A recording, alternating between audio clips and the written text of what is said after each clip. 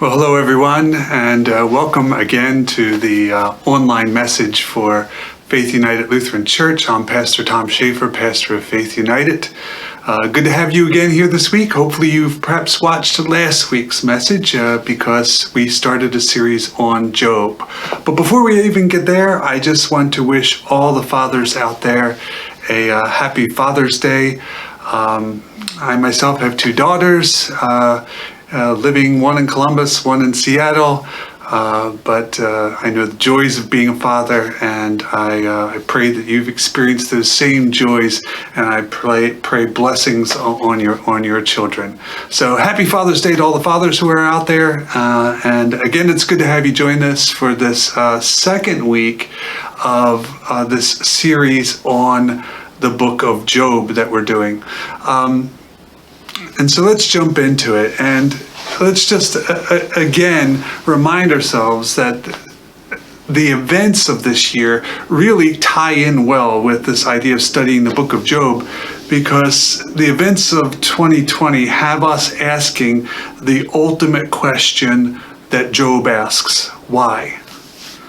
Why? Why do these things happen? In our world, in our context, in our situation right now, we are asking ourselves, why do people hate? Why do we kill? Why do we live in a world that is so profoundly screwed up? And why doesn't God do anything about it? Last week, we listened as Job experienced an absolutely horrific chain of events in his life. What we know about him is that we know he was blameless, and that even though he was blameless, in a matter of moments, he lost all his possessions, all his employees, all of his children. Everything was lost, and everyone was dead. When we left Job last week, he was at the end of receiving this news of these horrible things that have gone on in his life. He was worshiping. It really almost seemed like an inhuman response on his part. But this week, Job's grief comes pouring out. Job had some friends who sat silently in Shiva with him for 7 days. Shiva is a process of Jewish grieving, and they were sitting Shiva with him. And in the stages of grief, we have seen Job what may have been described as the stage of denial in the first week. But now what emerges is clearly stage 2 in the stages of grief: anger. Let's take a look. We're going to be reading from Job chapters 3, 4, and 7. Let's start in chapter 3, verse 1. After this, Job opened his mouth and cursed the day of his birth. Job said, "Let the day perish in which I was born, and the night that said, a man-child is conceived. Let that day be darkness. May God above not seek it, or light shine on it. Let gloom and deep darkness claim it. Let clouds settle upon it. Let the blackness of the day terrify it. That night, let thick darkness seize it. Let it not rejoice among the days of the year. Let it not come into the number of the months. Yet let that night be barren. Let no joyful cry be heard in it. Let those curse it who curse the sea, those who are skilled to rouse up Leviathan. Let the stars of its dawn be dark. Let it hope for light, but have none. May it not see the eyelids of the morning, because it did not shut the doors of my mother's womb and hide trouble from my eyes." Wow. You know, people grieving often irrationally affix blame. I've been, unfortunately, the recipient of that more than once in my life. As a pastor, I've been with families at the moment of a loved one's death, and I've been there with them to grieve. And most often that is an incredible blessing. But sometimes you become the target of that grief. Sometimes people need someone to blame. They need a depository to receive all the anger and frustration that they feel. For Job, he blames the very day he was born. He wants that day to be erased from history. He wishes that day had never come. He curses the day he was born. Because right now, he thinks it would have been better if he had never been born. Thank God few of us can relate to what Job is experiencing here. But there are people across this country and around this world right now that know that pain. There are mothers and fathers and brothers and sisters who have had a loved one killed unjustly. There are thousands of children and spouses, friends and family members who have had a loved one die an untimely death. There are people who know the suffering of Job, who know the grief of having someone senselessly taken away from you. And so Job is angry. He is angry at life. And as we shall see in a moment, he is angry at his friends and he is angry at God.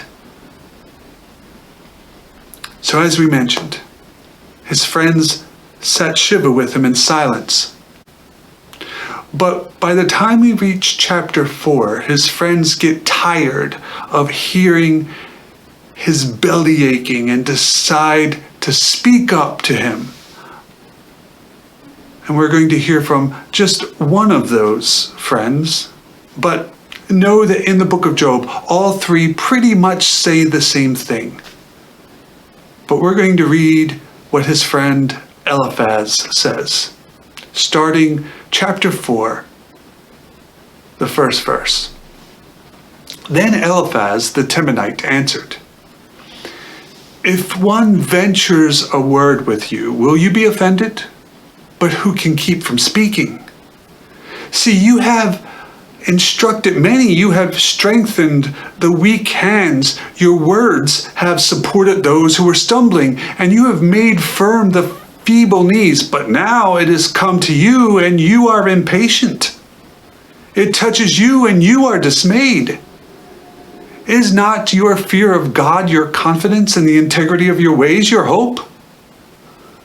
So what's going on here is that Eliphaz says, you have had all of these encouraging, hopeful, faith-filled words for other people who were going through difficult times. But now that it's you who is going through it, none of that seems to matter. What happened to your confidence? What happened to your integrity now? Now, there is, of course, truth in Eliphaz's words. It is easy to say to someone else, everything's going to be okay. But then, when it happens to me, that's when it becomes a little tougher. I get it. I'm not sure how helpful it is to hear that where Job is right now, to hear that from a friend, but maybe this is Eliphaz's version of kind of the Hollywood slap in the face that stops you from crying. But also, Eliphaz isn't done yet. He's just getting started. Let's pick up in verse 7.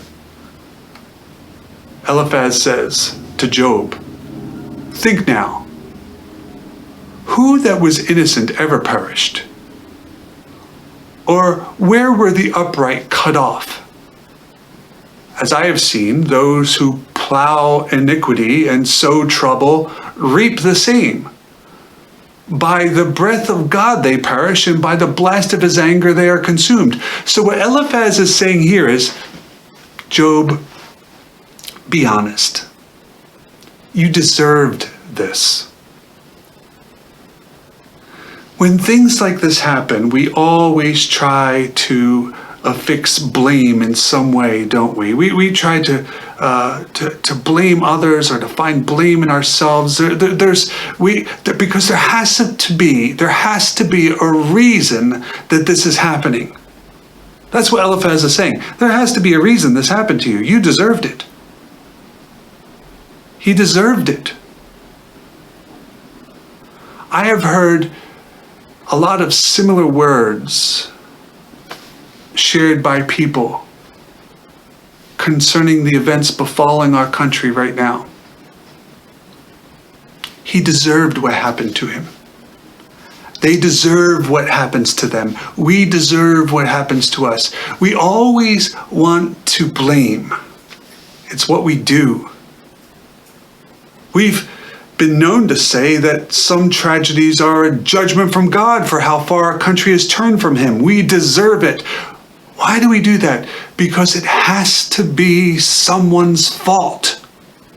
It's the only way that we can make sense of all of this. That is what Eliphaz is saying. And quite logically, the one at fault has to be Job. Now, for several chapters this goes on. But Job will not admit his guilt. He insists he is blameless. And then in chapter 7, he does something his friends never did. You see, his friends seem to know about God. But I'm not sure they know God, and there's a difference.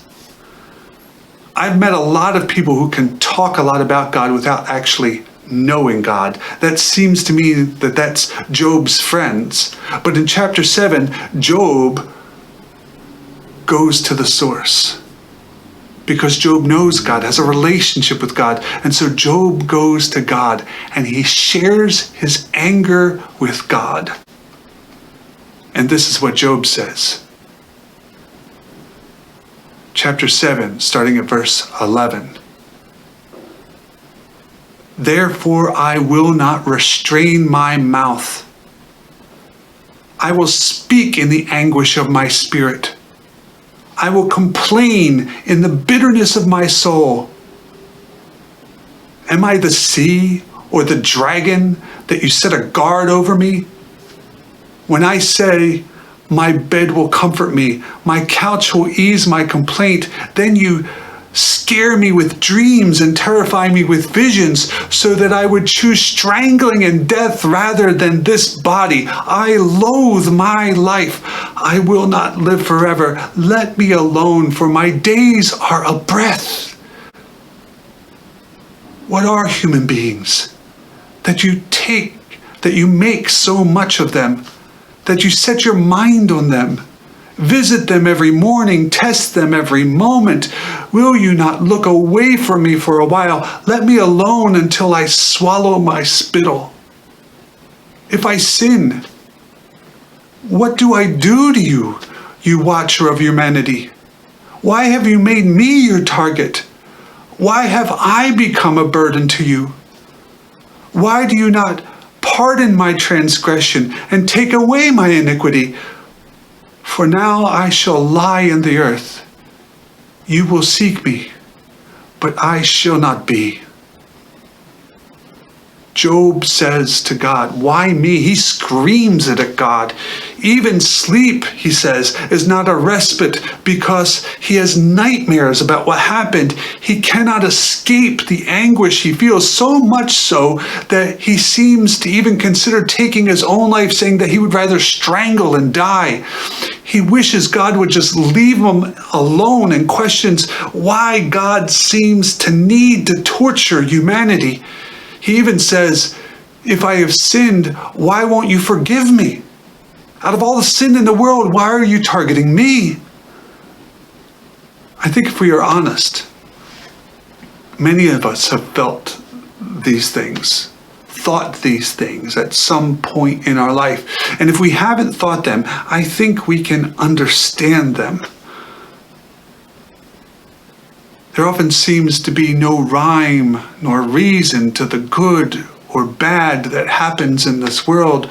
Wonderful, beautiful people go through the most difficult of times, while despicable, immoral people go unpunished. Either this world is ruled by the whims of unfettered chaos, or there are rules that make no sense to us. You know, last week, it was pretty difficult for us to relate to Job, a man who was blameless, a man who received horrible news and then yet knelt and worshipped. But now he seems oh so human, oh so relatable. Why me is among the most human things to say. And it should make us all breathe a little easier to see Job, one who is blameless before God, playing the why me card.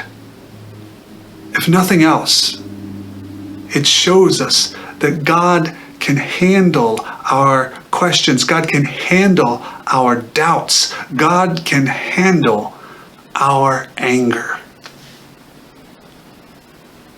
But it doesn't mean that we will, in the end, like God's answers, as we shall see in the weeks to come.